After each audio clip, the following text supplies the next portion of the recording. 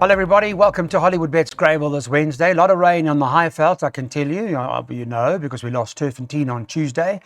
And it continued to rain the whole of Tuesday, all of Tuesday night, and it has settled, thank goodness. Today being Wednesday, it's nice and sunny in Gauteng.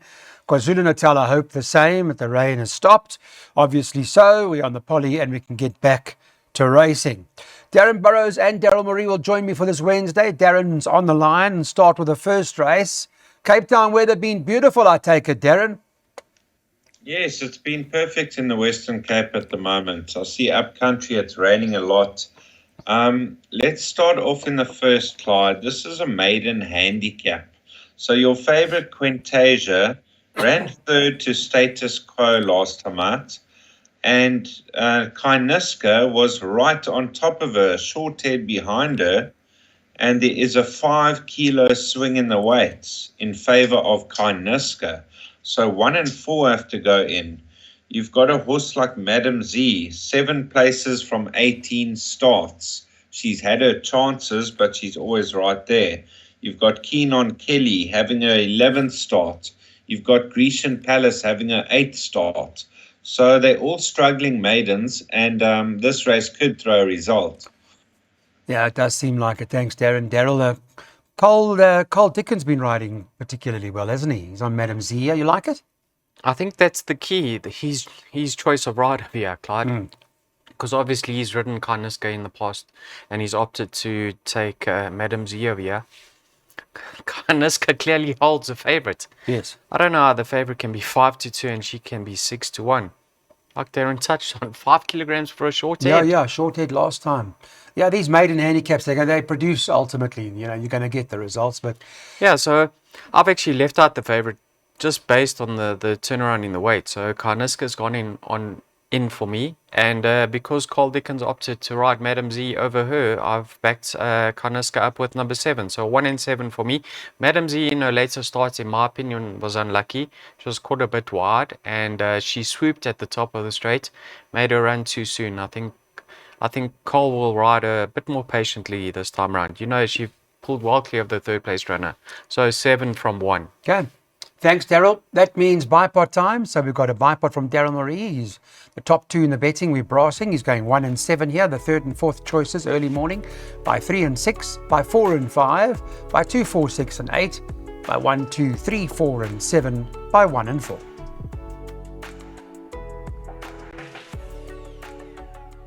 So all the rages, Michael Roberts' horse that Rachel Velika's riding. It's 8-10. This horse Future Flow does come out of that bloodstock sales race on July Day behind Main Defender.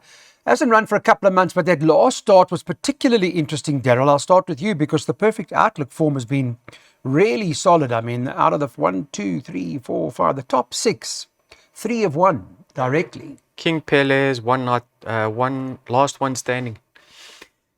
And Master Fuega. Master, but that was quite a little. right, Clyde. That was a little while ago, doesn't it? 20th August, a couple of months off since. Is that a worry or not? He was meant to run a few days ago. Oh. I think the meeting was abandoned. Okay. But Clyde, have a look. This horse has been performing over 6 furlongs. He now steps up to a mile. He's been 2.5 months off the track. But you know who his dam is? The same dam as Race Hallelujah, who goes around the track twice. Yes. So, being by Futura, I'm sure he's going to love the step up in trip. But I didn't bank him. I certainly think he's going to improve and be more effective over the mile, and possibly extra in time to come. I think you can just write off Mayor of Maryvale's latest start, Clyde. He had the worst draw of all to contend with. The tactics were to give him a chance, and he just tugged at the back of the field. It wasn't his run whatsoever. Penultimate start, he was in need of that outing. I think Cabello is going to adopt different tactics, push forward on him. He's having his peak run, and I'm also keen to see how he goes over a mile. So I'm going to go 6 from 3 here. Okay. So Daryl looking to run the favourite over. Darren, your side, this 8-10 shot, are you happy? Yes, I'm happy. I thought even money was a good price. His form lines are much better than what he takes on. His market rival Helsinki, I mean, he's out of market Java by what a winter. I think he should be sprinting. But Future Flow, the dam, produced Razor Hallelujah, who was a Quarari. He stays all day up to 2,800 meters. And the Grand Dam, Pristine Performer, produced Seal, who won the SA Derby and the Gold Vase over 3,000 meters. So there's so much stamina in this pedigree, and it's only his first run over a mile after 7 starts. So you got to believe that Future Flow could prove a runaway winner. Okay, so thumbs up with Future Flow from Darren. Darryl's taking a PA. He wants to play it like this: 3 and 6 by 4 and 5 by 2 and 6 by 1, 2, 3, 4, 7 by 1 and 4 by 3 and 5 by 2 and 4.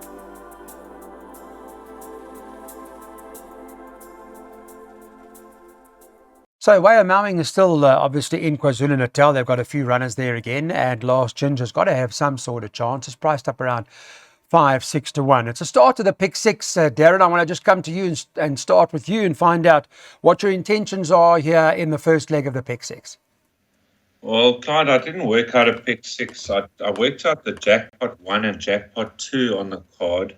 But if I had to have a straight bet, it would be on Diamondia, because this filly, her first few runs were a bit average, but that was on a turf. They switched her to the poly last time out from a 12 out of 12 draw. She tucked in at the back of the field, and she absolutely took off behind Nonoti to run second. Now she's got a decent draw, and with that run under the belt on the poly, I thought Diamondia very, very hard to beat. Okay, so Diamondia hard to beat on Darren Barrow's side. Darryl? Yeah, Clyde, if you watch her latest replay, you'll be very impressed. She was given a chance from the worst draw of all, and they crawled up front. There was no pace on whatsoever. It certainly wasn't run to suit her because she was overdoing it at the back. And despite that, she still kicked on extremely well in the straight. She's by grazing out of her Silvano mare. I think the distance is going to be ideal for her. And take note, I think that improvement came along with the fact that the blinkers were removed. So they stay off. I think she is certainly the filly to beat Sabia. We went for Last Ginger in a big way last time out. I said to myself, she's one paced. So I'm hoping with the blinkers being fitted now, she gets made use of and she can stretch them out. I think we can see a different filly this time around. And I certainly believe with the blinkers, she's got a chance of reversing the form with Ntombehle number 2. So I think 4 and 5 are the two fillies to focus on. Okay. All right, so Darryl's adding in this Last Ginger, giving it another chance with the blinkers now, but Darren's quite big on Diamondia. And here's his basically stamp of approval. He wants to have a strike on Diamondia. If you're taking a pick 6, perhaps you want to consider, well, maybe there's 2 play, but Darryl likes the 4, Darren likes the 5.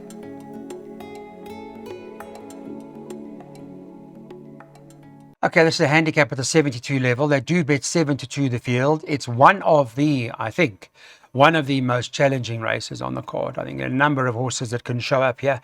I know Darren's got field in his jackpot. Darryl, you've put, I think, 4 or 5 horses in the bipots or something like that. So obviously wide open. So if I survive, forward of the 9, you better not go out. And there's that possibility, Clyde. Yeah. I think Corsican's very, very fit now, racing fit, and I do believe he's going to be more effective over the 1800. He's actually performed okay over the 1900, so expect improvements on his behalf. Richard Freeze is the number 1 rider for Hollywood bets, and he's opted to take the ride.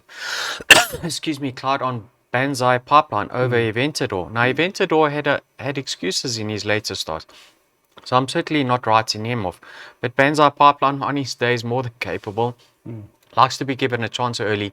In a small field like this, he won't have too much ground to make up in the straight, Clyde. Yeah.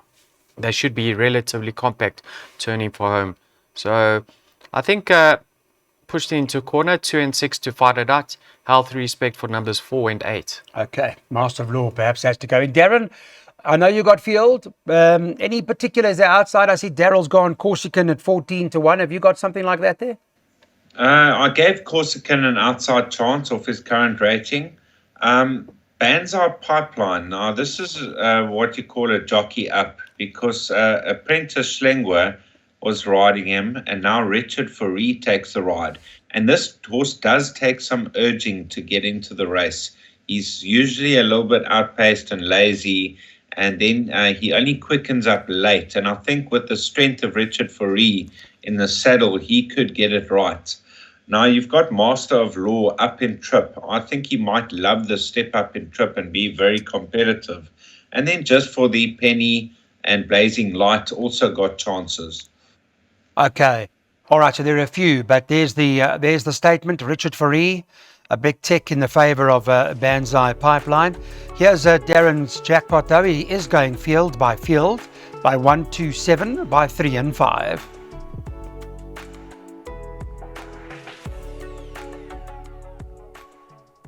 Welcome back. Let's get on to race number 5. A handicap now, fillies and mares over a distance of 1,900 meters. And a reminder about our Twitter account and, well, I beg your pardon, X account and our WhatsApp number. If you want to WhatsApp and join us, there's the number 0691643272. Just send your name and your email address to that group and we can add you so that we can get the show to you as conveniently as possible.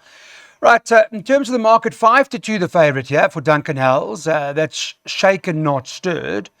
MJ Odendahl's got the second choice in here, Inga Cara, who's priced up at 5-1, and there's also 5-1 about Fashion Enigma for Alison Wright, who's number 3 on the card. So 7-1-3 in that order in terms of the market, Darren, but again, an open field race. A field race for me, Clyde. Have a look at the form lines.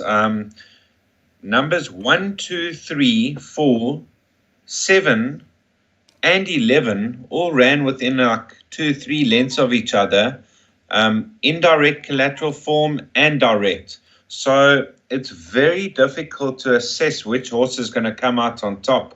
That's the reason I played the field in the exotics. I don't know where the winner's going to come from. No, it's not an easy race there. Just to remind guys that number 4 is now out. Give Us Grace is not running. Daryl, you're at a 62 handicap. It's not easy, I know. But have you got another 10, 12 to 1 shot or something? Not really, Clyde. Inga Cara with the blinkers last time out of a more suitable trip, she showed good improvement. She can sweat up though, so just watch her move to the post. Hopefully she's relaxed. Columbia Road, I know she's never actually featured on the poly track and she's better on the turf. I'll give her a big winning chance over here. I think she's improved with those blinkers. Fashion Enigma, I mean, I think Richard's pulling his hair out with this mare. He sticks with her. If she travels in the race early and she's in contention, I think she'll be a player here, Clyde. Yes, but I'm not confident going into this race whatsoever. No, not an easy race this at all. Open. Okay, so let's work out for everybody else. We've got another jackpot, 5, 6, 7, 8. The race is to come now. From Darren's side, he has gone field in this event by 1, 2, 7 in the 6th race, by 3 and 5 in the 7th race, by all of the, what's that, the whole field? Yeah, the whole field in the last race. That's a 660 Rand second jackpot.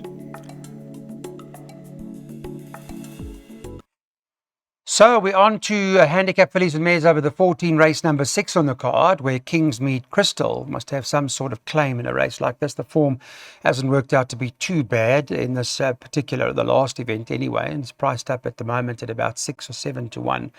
Although Poppy of Bayou's the favourite at 28 to 10 for Duncan Hales.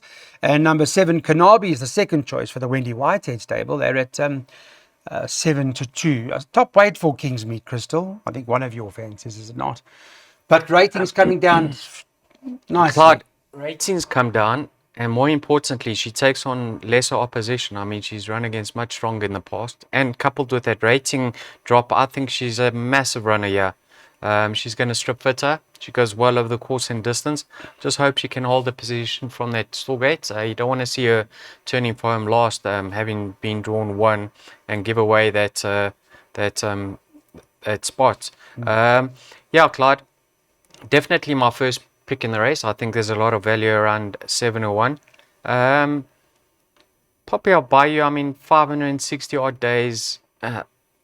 there's no value in her chances, although she's got Richard from a neat draw and she's always thereabouts, but I don't think she's one to rely on. I think the other race, the other value in the race is Miss Leola, number 4. Now, if you go on strictly on paper, Clyde, she holds Quinabi and she's better off. He has a filly that likes to be given a chance. Much better on the poly track than turf. She's back on the poly. Ratings come down. Small field. She'll be rattling home. I think she's 16 to 1. Yeah, she is. So definitely be having some of that, Clyde. Okay, so 1 and 4 from Daryl's side in terms of that, both at decent prices. Darren, your take on this race? I know we got a pick 3 worked out as well. I think you also worked out a quartet here. Yes, I did, Clyde. I went 127 by 127 by field. And I'm not sure what it cost, but it could be worth it in this type of race. Now, Daryl labelled Quinabi last time out when she won. And I thought she won well enough to follow up with a 4-point penalty because she has been competitive off a high rating. Now, I got some inside info on number 1, Kingsmead Crystal, from one of the stable employees. And he says she'll win. On her work, she'll win. So there is a lot of confidence around Kingsmead Crystal being the right horse. And Poppy of Bayou for minor money. Okay, well, there we go. Good to have connections. And Darren is quite confident about Kingsmead Crystal in terms of what he's heard as well. So there's Darren's quartet, 127 to win by 127 for second. So first and second, 127, then horses and then horses. That's Darren Burrows' quartet. And then it's a pick 3 opportunity. Daryl's worked it out. Races 6, 7 and 8 we cover in that. In this particular race, we're going 1 and 4 by a few horses. That covers 6, 7 and 8 here at Hollywood Bets Grable. Thank you so much for watching Betway's Waiter to Win.